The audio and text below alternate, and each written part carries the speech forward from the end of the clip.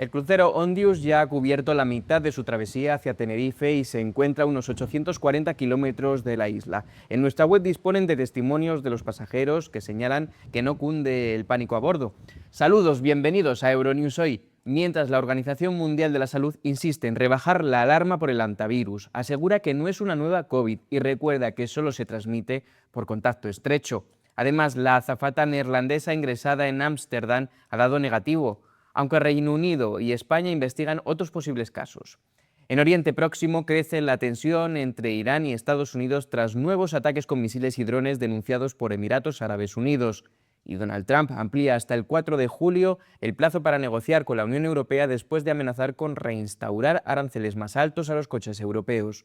Bruselas flexibiliza temporalmente las normas aéreas por el riesgo de problemas en el suministro de queroseno, mientras Iberia activa un plan para garantizar combustible y contener el impacto en los billetes.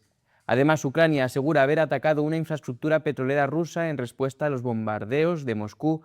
En España, la Guardia Civil incauta más de 41 toneladas de cocaína en alta mar y un agente muere en Huelva durante una persecución a una narcolancha. Por otro lado, en Reino Unido, Keir Starmer asume el duro revés electoral laborista, mientras en Honduras una investigación destapa supuestos audios sobre un plan contra gobiernos progresistas. Vamos con la actualidad del día. La Comisión Europea ha intensificado su coordinación con los Estados miembros para responder al brote de hantavirus a bordo del MV Ondius, un crucero de lujo neerlandés que navega hacia España, al tiempo que insiste en que los riesgos para la población general siguen siendo bajos. Según los datos disponibles y la situación actual, por el momento no hay motivos de preocupación. Tengo que repetir que el riesgo para la población en Europa y para los europeos es bajo.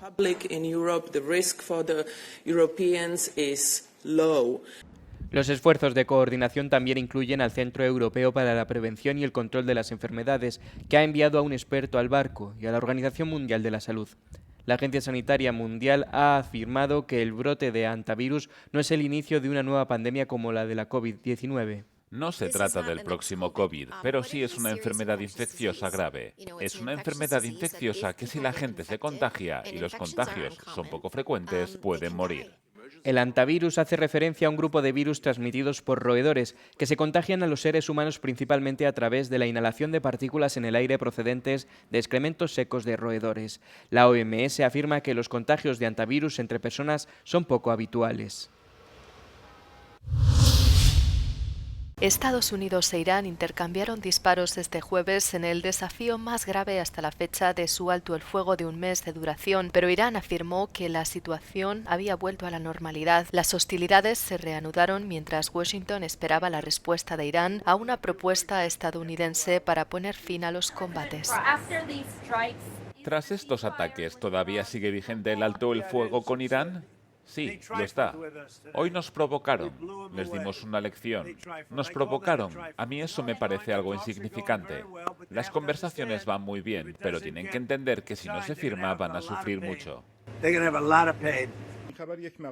El ejército iraní afirmó que Estados Unidos atacó 2 barcos que entraban en el estrecho de Hormuz y llevó a cabo ataques en territorio iraní. Antes de los últimos ataques, Estados Unidos había planteado una propuesta que pondría fin formalmente al conflicto, pero no abordaba las principales exigencias estadounidenses de que Irán suspendiera su programa nuclear y reabriera el estrecho. El presidente de Estados Unidos, Donald Trump, ha amenazado a la Unión Europea con aranceles más elevados si no comienza a aplicar plenamente el actual acuerdo comercial antes del próximo 4 de julio. Trump lanzó su advertencia tras conversar por teléfono con la presidenta de la Comisión Europea, Ursula von der Leyen. De mantenerse la fecha, se trataría de una prórroga del anterior plazo marcado por el propio Trump el pasado viernes, cuando afirmó que los aranceles sobre los automóviles fabricados en la UE se elevarían al 25% a lo largo de esta semana. En virtud del acuerdo bilateral alcanzado el verano pasado, Bruselas se comprometió a eliminar todos sus aranceles sobre los productos estadounidenses. Por contra, Washington estableció un arancel del 15% sobre la mayoría de los productos de la UE. El Parlamento Europeo y los Estados miembros están negociando actualmente un proyecto de ley que permitiría la eliminación de los aranceles. Esta semana fracasó una ronda de negociaciones, ya que los legisladores quieren incluir salvaguardias en caso de que Trump incumpla los compromisos alcanzados o amenace la integridad territorial del bloque, como hizo con Groenlandia.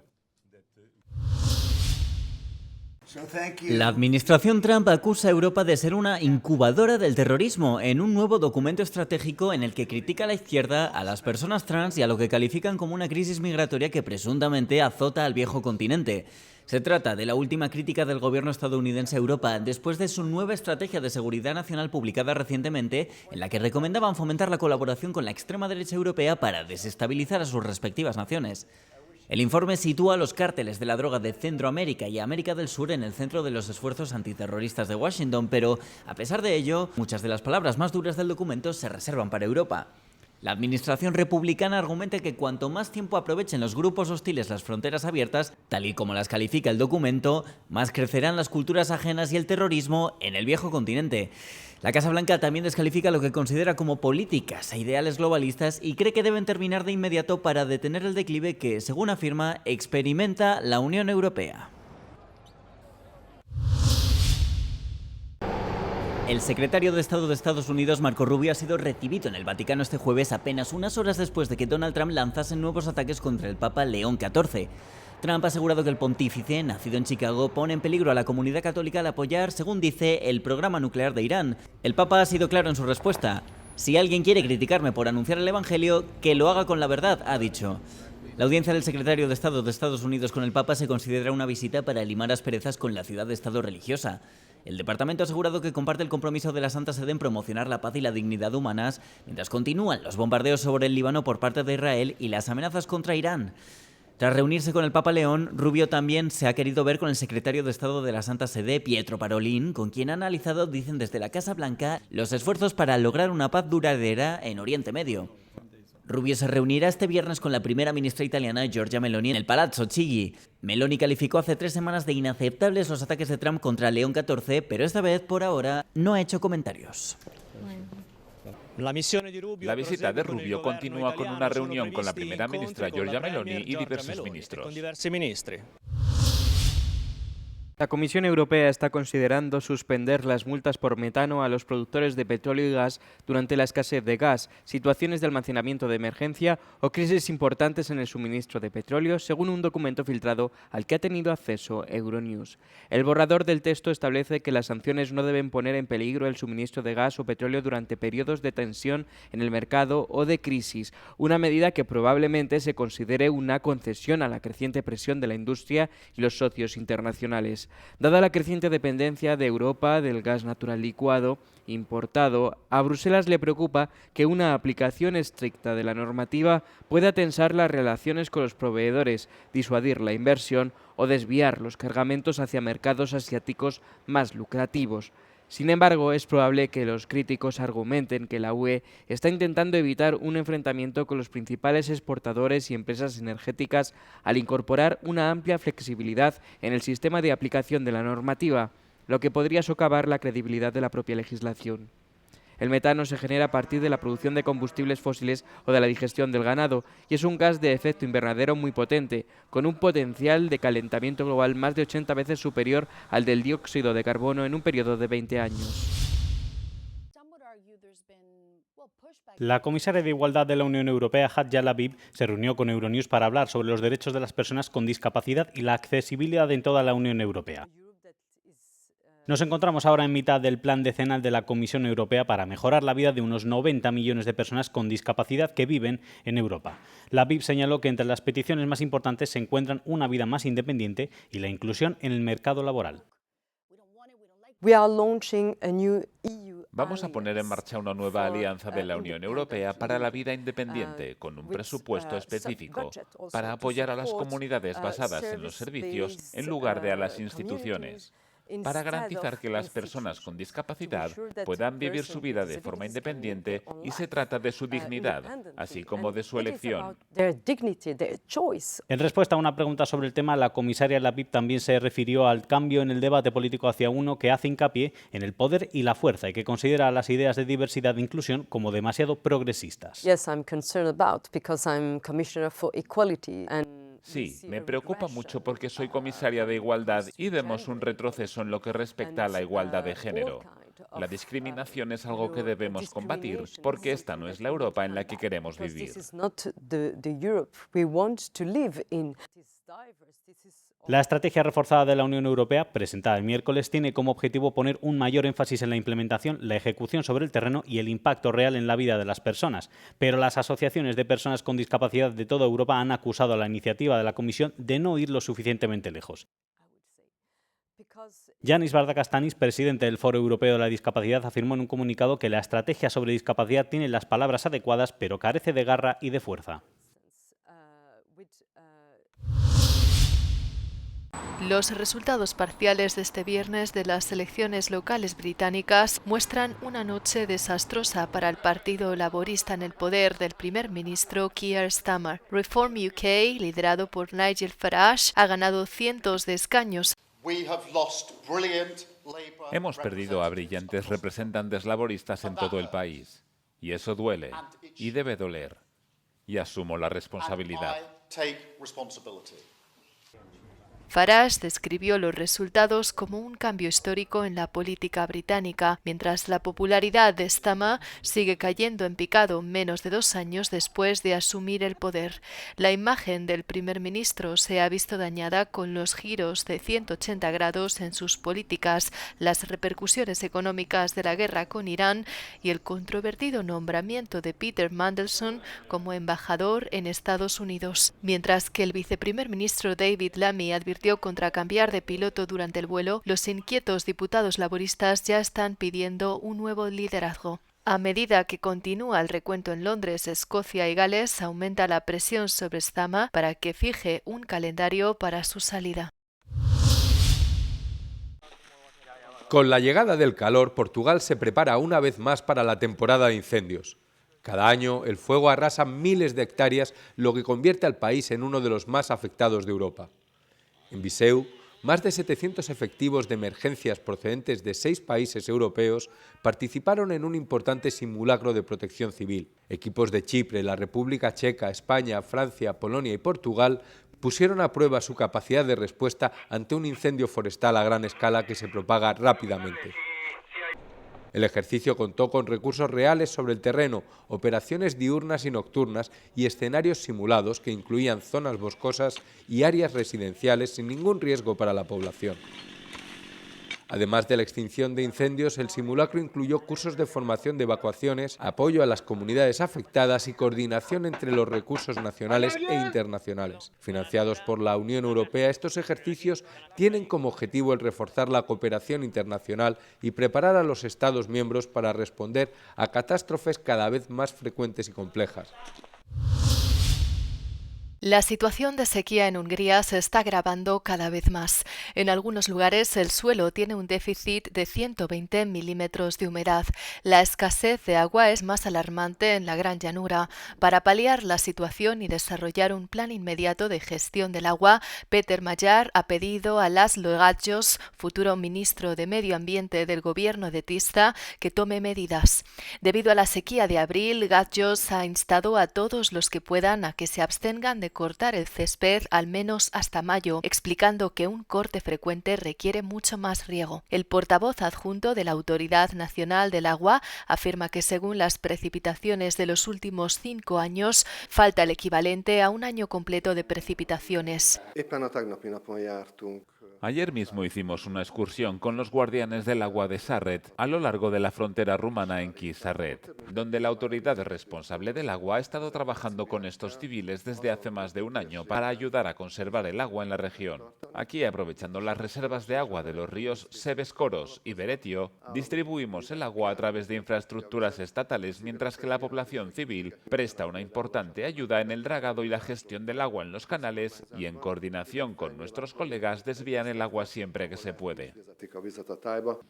Según él, para una mejor distribución de los recursos hídricos existentes es necesario flexibilizar las infraestructuras y la participación ciudadana también es crucial. Los niveles de los ríos, lagos e incluso las aguas subterráneas de Hungría son críticamente bajos.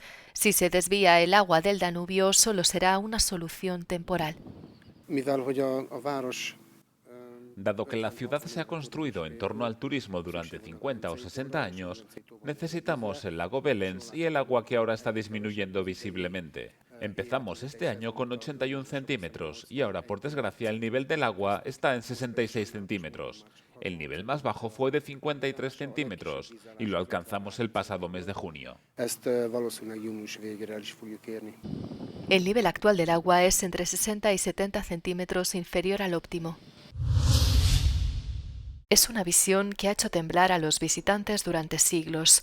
En la iglesia del monasterio de Vans, en el sur de Alemania, 4 esqueletos completos yacen cubiertos de seda, brocado y piedras preciosas. Conocidos como los santos de las catacumbas, estos restos, Vicentius Valerius Benedictus y Felix Benedictus, fueron traídos desde Roma a finales del siglo XVII y durante el siglo XVIII para realzar el prestigio del monasterio bávaro. Los responsables de la Iglesia admiten que la visión puede resultar espeluznante. Fue al final de la Guerra de los 30 años.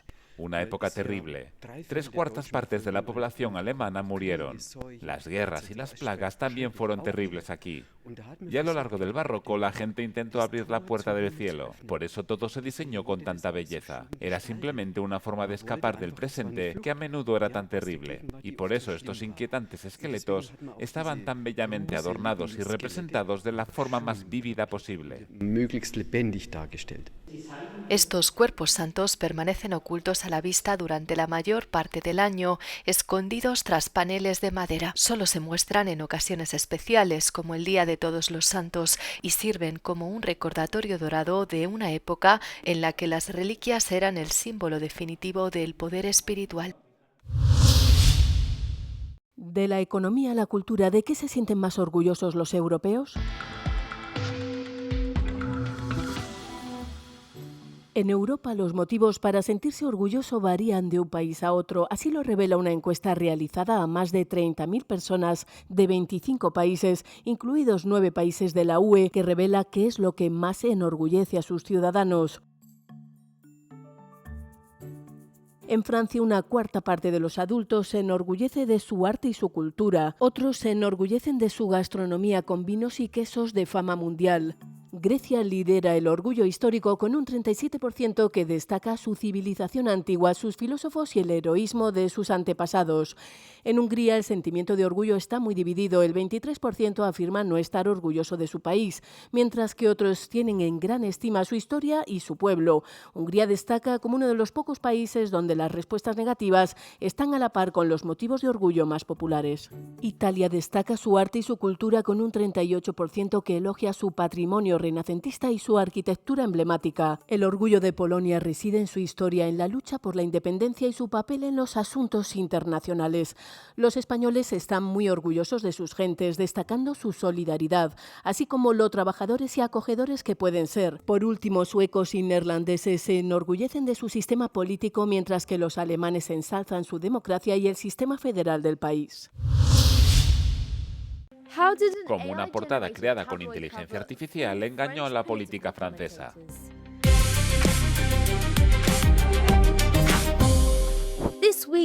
Esta semana el canal de televisión francés de derechas CNews sufrió un revés en directo. El 4 de mayo la cadena emitió un reportaje en el que se burlaba de la presidenta de la Asamblea Nacional francesa, Yael Braun-Pivet, por aparecer supuestamente en la revista sensacionalista Closer. Y vamos a terminar con Yael Braun-Pivet y Najat Vallaud-Belkacem. Así que ahora todo tiene sentido. Te aseguro que todo tiene sentido, y en particular la forma en que van vestidas. En la imagen, la política aparece junto a Najat Vallaud-Belkacem, exministra de Educación del presidente socialista François Hollande. Sin embargo, la portada de la revista en realidad está generada por inteligencia artificial. La cadena de televisión corrigió su error en su cobertura en directo solo unos minutos después de haber presentado inicialmente la portada de la revista como auténtica. Pero Braun-Pivet respondió a los comentaristas de CNews en un vídeo publicado en sus redes sociales, señalando que la portada falsa no se parecía a ella. También anunció anunció que remitiría el asunto a la Arcom, el organismo regulador audiovisual de Francia. Pascal Praud, comentarista político conservador que difundió las afirmaciones falsas sobre la portada, respondió a la polémica en X admitiendo que Brown-Pivet tenía razón. Aunque la portada de la revista es falsa, Brown-Pivet y Vallaud Belkacem fueron fotografiadas juntas recientemente durante la proyección de una película en París. Aquí la revista Closer compartió imágenes del making of de la sesión fotográfica. Se puede ver a Brown-Pivet con un traje, mientras que Vallaud Belkacem lleva un conjunto de 2 piezas de denim, diferentes a las 2 de la portada falsa de la revista. CNews ha recibido repetidas multas de Alarcom en el pasado por diversas faltas, entre ellas la difusión de desinformación sobre el clima, así como la emisión de contenidos que incitan al odio.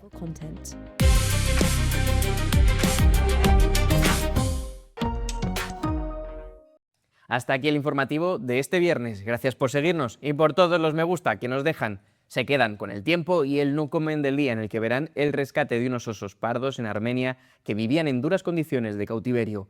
Buenos días, buenas tardes, buenas noches.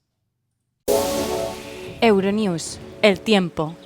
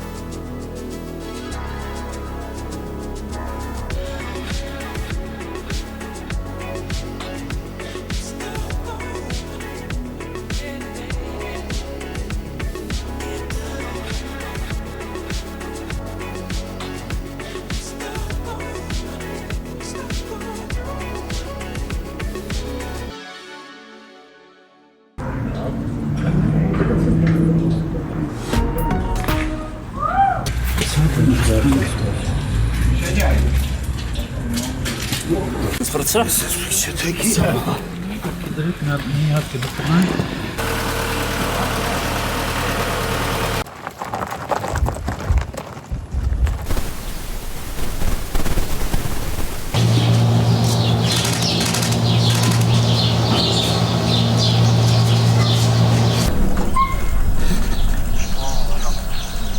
what's the current concern?